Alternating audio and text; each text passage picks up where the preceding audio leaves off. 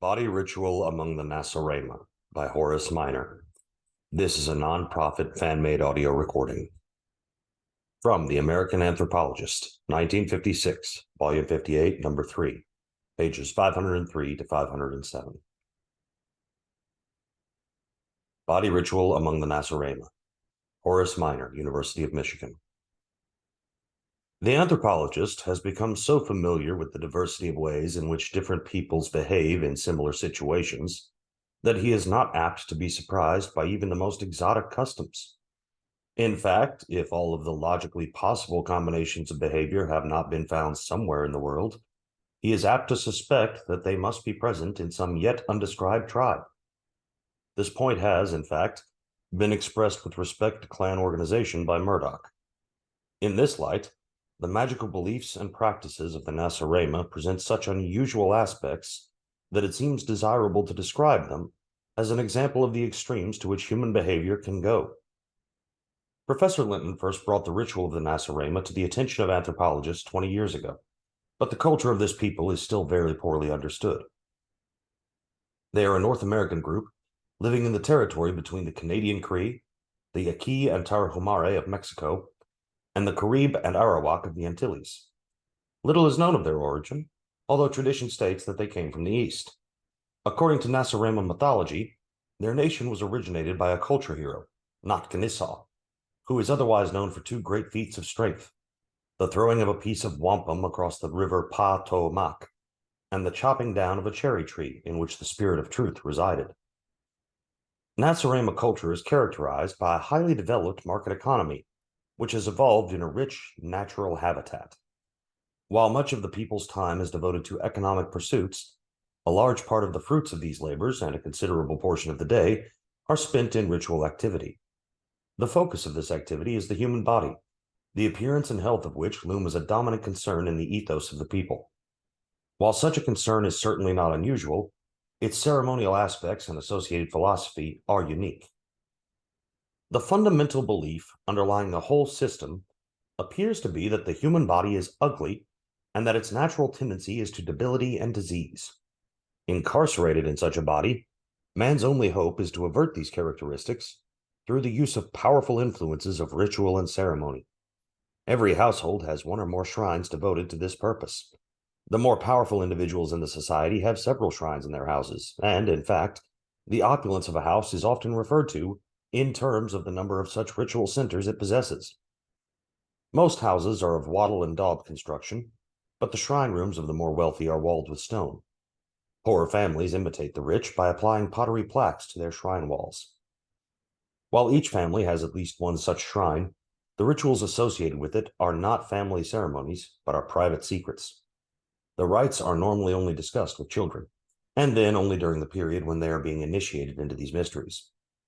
I was able, however, to establish sufficient rapport with the natives to examine these shrines and to have the rituals described to me. The focal point of the shrine is a box or chest which is built into the wall. In this chest are kept the many charms and magical potions without which no native believes he could live.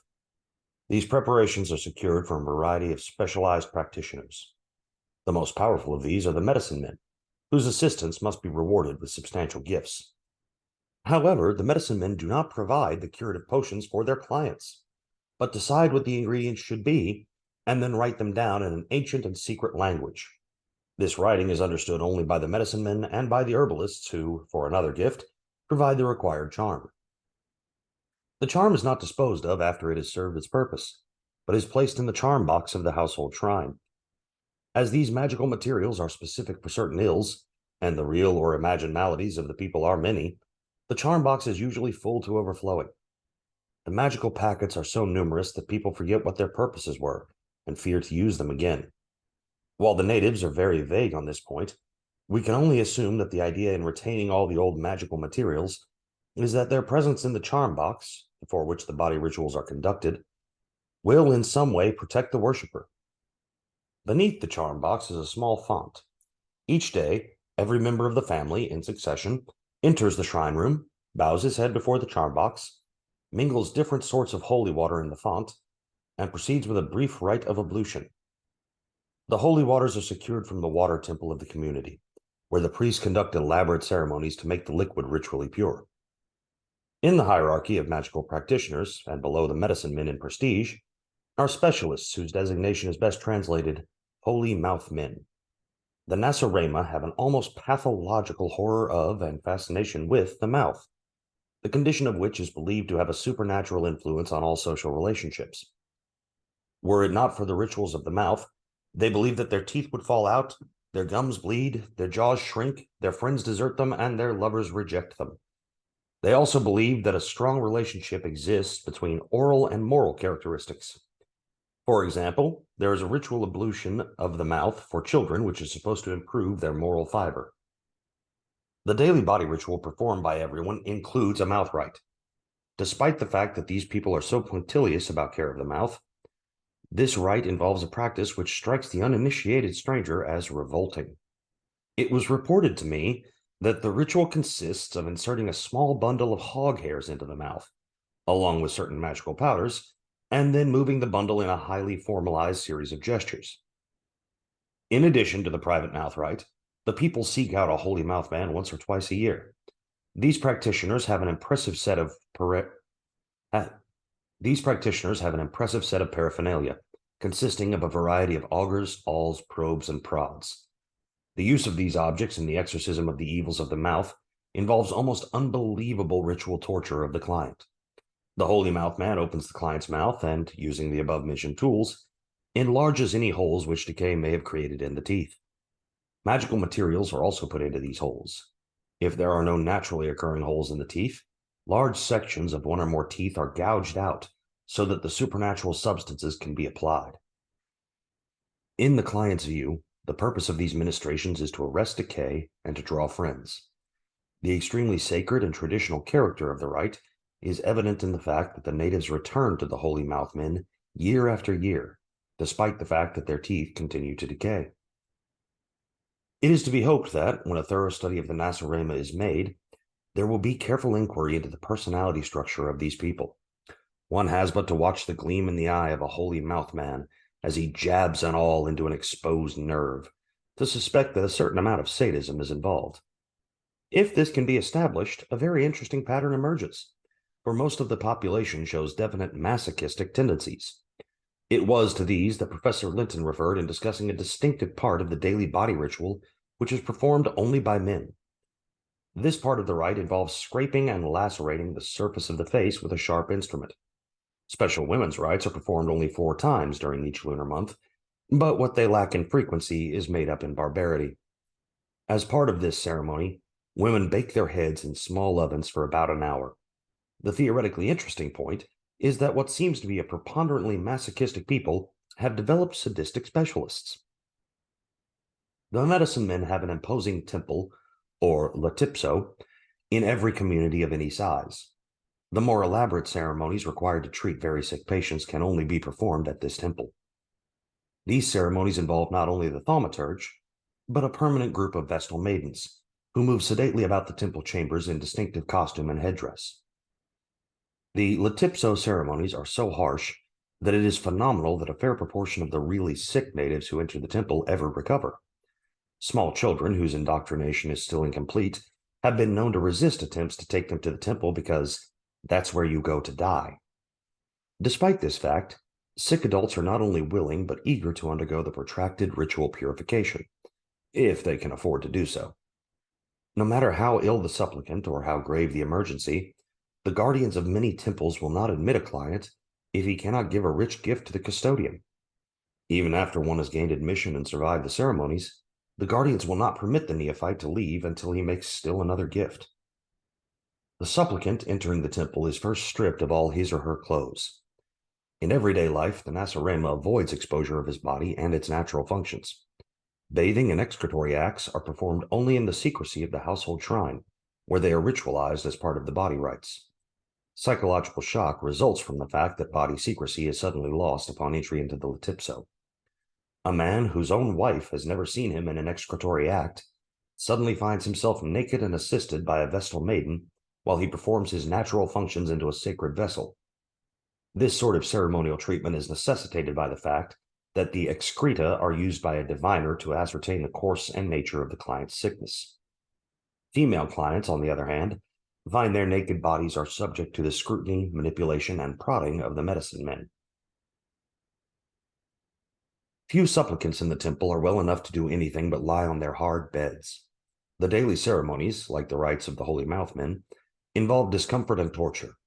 With ritual precision, the Vestals awaken their miserable charges each dawn and roll them about on their beds of pain while performing ablutions, in the formal movements of which the maidens are highly trained. At other times, they insert magic wands into the supplicant's mouth or force him to eat substances which are supposed to be healing. From time to time, the medicine men come to their clients and jab magically treated needles into their flesh. The fact that these temple ceremonies may not cure, and may even kill the neophyte, in no way decreases the people's faith in the medicine men. There remains one other kind of practitioner, known as a listener. This witch doctor has the power to exorcise the devils that lodge in the heads of people who are bewitched. The Nacirema believe that the parents bewitch their own children. Mothers are particularly suspected of putting a curse on children while teaching them the secret body rituals. The counter magic of the witch doctor is unusual in its lack of ritual. The patient simply tells the listener all his troubles and fears, beginning with the earliest difficulties he can remember. The memory displayed by the Nacirema in these exorcism sessions is truly remarkable. It is not uncommon for the patient to bemoan the rejection he felt upon being weaned as a babe, and a few individuals even see their troubles going back to the traumatic effects of their own birth. In conclusion, mention must be made of certain practices which have their base in native aesthetics, but which depend upon the pervasive aversion to the natural body and its functions. There are ritual fasts to make fat people thin, and ceremonial feasts to make thin people fat. Still other rites are used to make women's breasts larger if they're small, and smaller if they are large. General dissatisfaction with breast shape is symbolized in the fact that the ideal form is virtually outside the range of human variation. A few women afflicted with almost inhuman hypermammary development are so idolized that they make a handsome living by simply going from village to village and permitting the natives to stare at them for a fee. Reference has already been made to the fact that excretory functions are ritualized, routinized, and relegated to secrecy. Natural reproductive functions are similarly distorted. Intercourse is taboo as a topic and scheduled as an act. Efforts are made to avoid pregnancy by the use of magical materials or by limiting intercourse to certain phases of the moon. Conception is actually very infrequent. When pregnant, women dress so as to hide their condition. Parturition takes place in secret, without friends or relatives to assist, and the majority of women do not nurse their infants. Our review of the ritual life of the Nacirema has certainly shown them to be a magic-ridden people. It is hard to understand how they've managed to exist so long under the burdens which they have imposed upon themselves. But even such exotic customs as these take on real meaning when they are viewed with the insight provided by Malinowski when he wrote, "Looking from far and above, from our high places of safety in the developed civilization, it is easy to see all the crudity and irrelevance of magic.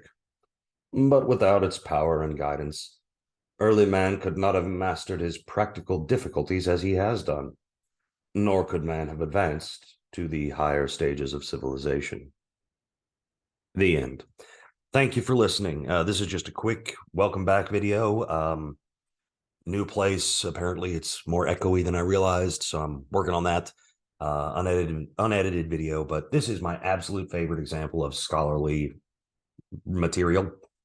If you didn't get it, if you don't know what this is about, what's Nacirema spelled backwards? Yeah, do that with all the weird words and spell them backwards. It's about America, and it's great, and it's basically Horace Miner's way. I love this because it's an academic's way of telling another academic to pull his head out of his ass.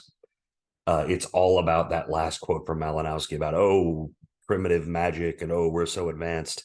And he's saying, really? Look at how magically oriented American society is when you take away the familiarity of it. So I love this one. It's a fun one. Like I said, just kind of a little mini project to get a gauge for the new recording space. I will be back next week with some Warhammer stuff.